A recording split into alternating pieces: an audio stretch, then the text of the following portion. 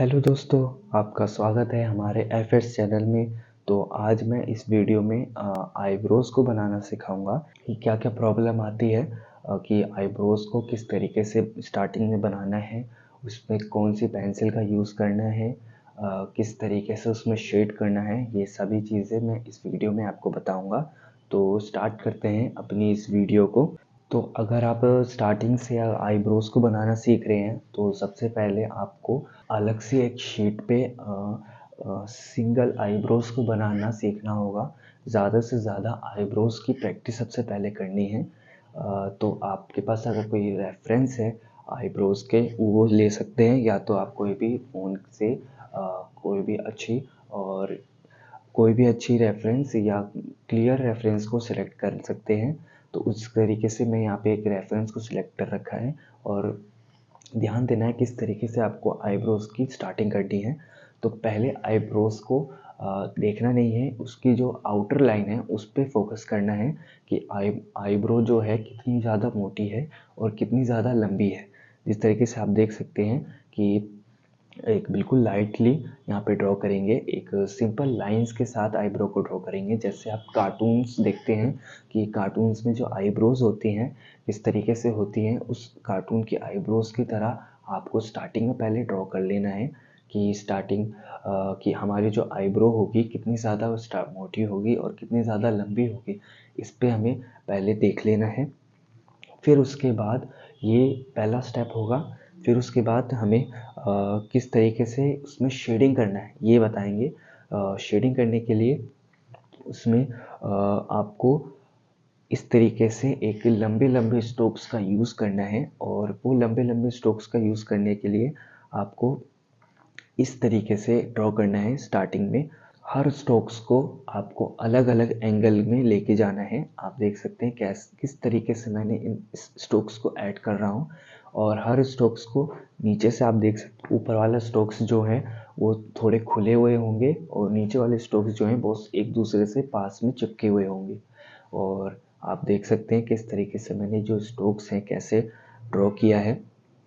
और स्टार्टिंग वाले जो स्ट्रोक्स हैं थोड़े स्ट्रेट होंगे, और जैसे जैसे स्ट्रोक्स आगे बढ़ते जाएंगे वो धीरे धीरे नीचे की तरफ गिरते हुए जाएंगे। जिस तरीके से आप देख सकते हैं कि फ्लो में जो है वो स्टार्टिंग में लाइंस जो हैं वर्टिकल हैं और धीरे धीरे वो लाइंस आगे जाते हुए हॉरिजॉन्टल में कन्वर्ट हो जाएगी।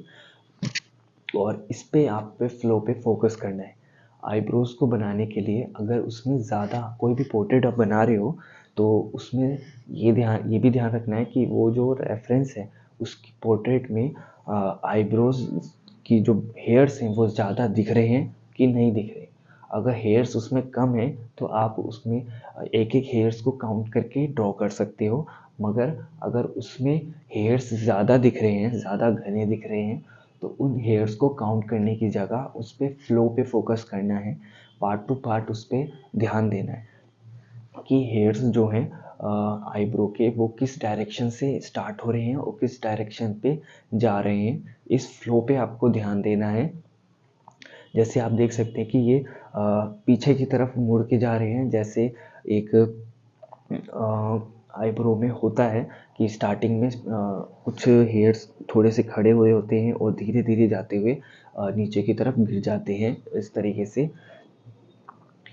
और अब इसमें शेडिंग और कैसे ऐड करें। आईब्रोज कहीं कहीं पे ज़्यादा डार्क दिखते हैं, कहीं कहीं पे कम दिखते हैं। अगर आपको हेयर्स कहीं पे ज़्यादा डार्क दिखते हैं तो आप वहाँ पे 6B या 8B ग्रेड पेंसिल का यूज़ कर सकते हैं। अगर उससे ज़्यादा और डार्क हैं तो आप 10B ग्रेड पेंसिल का भी यूज़ कर सकते हैं।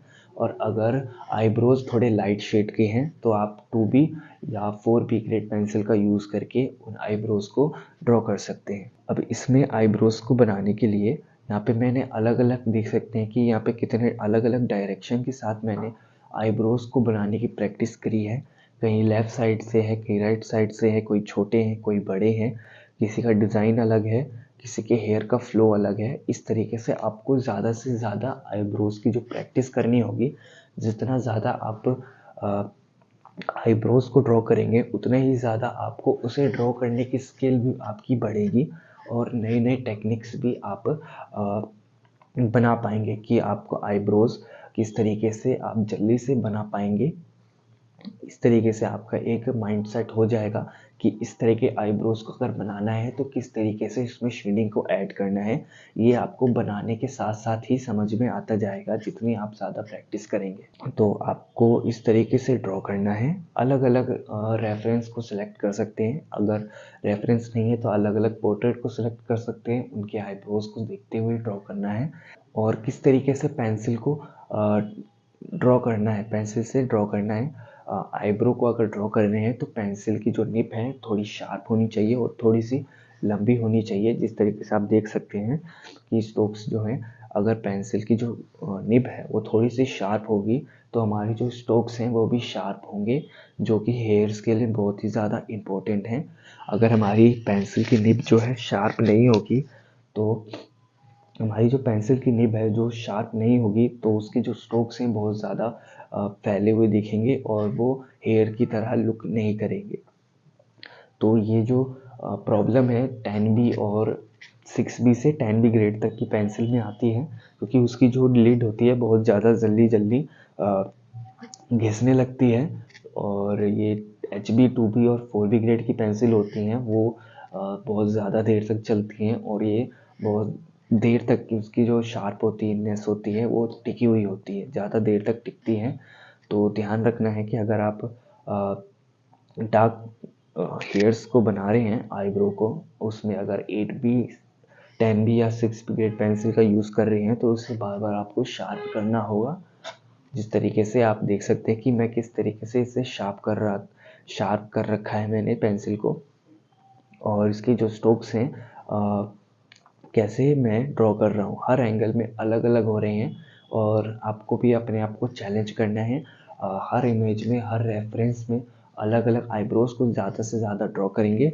जितनी ज़्यादा आप ड्रॉ करेंगे ना उतनी ही ज़्यादा आप खुद देखेंगे कि मैं आईब्रो को जल्दी से ड्रॉ कर पा रहा हूँ और कोई भी तरह की जो आईब्रोज हैं उसे मैं ईजिली ड्रॉ कर पा रहा हूँ।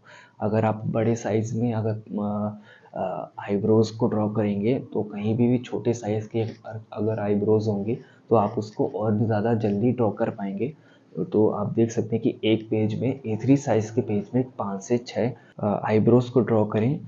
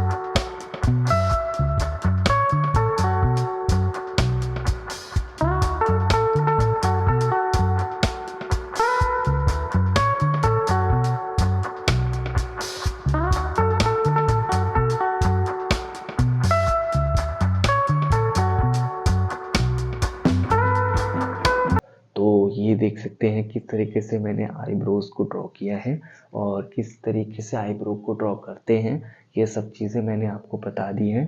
तो आप जितनी ज़्यादा प्रैक्टिस करेंगे उतने ही ज़्यादा आप अपने स्किल में इम्प्रूवमेंट कर पाएंगे।